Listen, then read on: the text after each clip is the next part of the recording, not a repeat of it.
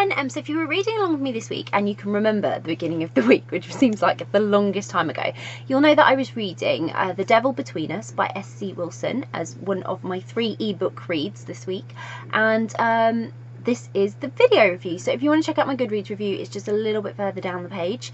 I posted it yesterday, so please go and check that out.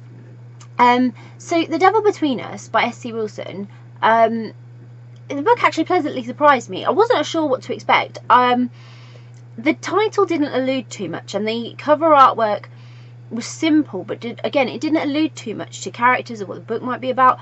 And so I just delved right on in there, started reading it.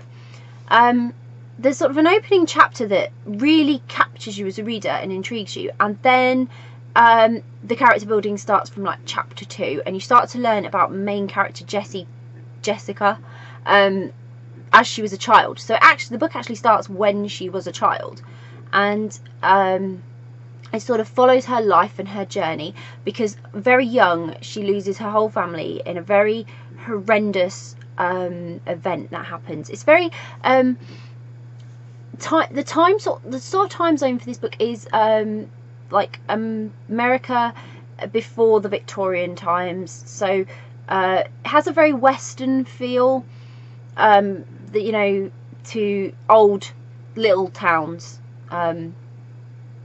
sort of in America. So it's I think it's set like 60s or whatever. It's something like that.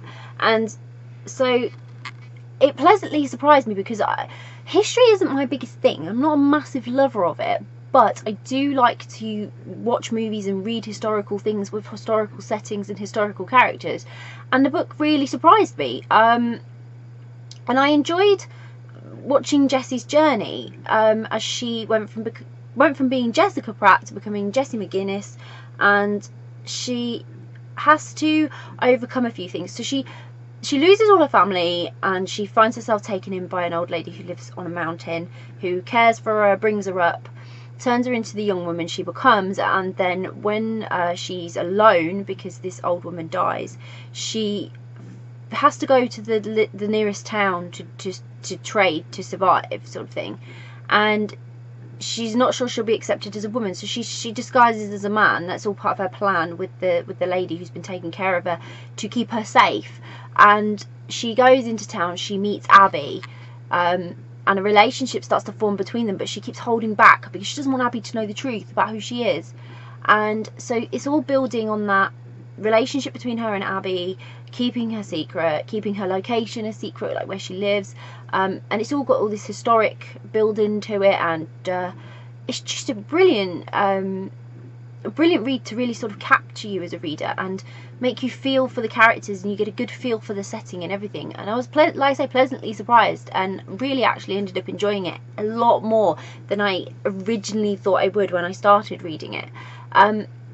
So the chapter that happens in the beginning is very detailed to give you an insight into what happened to Jessie, but you need to know it shapes her as a person and her future, and things that will happen within the future of the book. So it is very, very important that you know what happened to her family and what she saw and witnessed, the horrendous things she went through, and it's done brilliantly well. S.C. Wilson's just done it just right. It's not too much detail for it to be morbid and disturb you as a reader, but it's done just right. So you get enough detail to give you that insight that you need for later on in the book, and she's done a really great job of it. And I really did. Actually, that chapter, you're not meant to enjoy it, but it was written so well that I did. And Jessie sort of gets on with life. She goes on this journey, and in the end, secrets have to come out. Secrets always come out, don't they? You know, whatever you're trying to hide, people always find out the truth. So the ending, hopefully there'll be more again from Jessie and Abby. I'd love to see how their future goes, and she gets a nice surprise in the end as well, because where she thought everything was all once lost, perhaps it's not. So it was a lovely book, full of surprises, interesting concept as well, not something I've come across before, and I really did enjoy it. It was it was unique in its own way and really good. So if you've read The Devil Between Us, please let me know what you thought of it. If you're going to read it again, let me know, or if it's on your to read list, I'd love to know. I'll pop a link in the description so you can go and grab a copy of the book, and if you do, I really hope you enjoy it. Bye.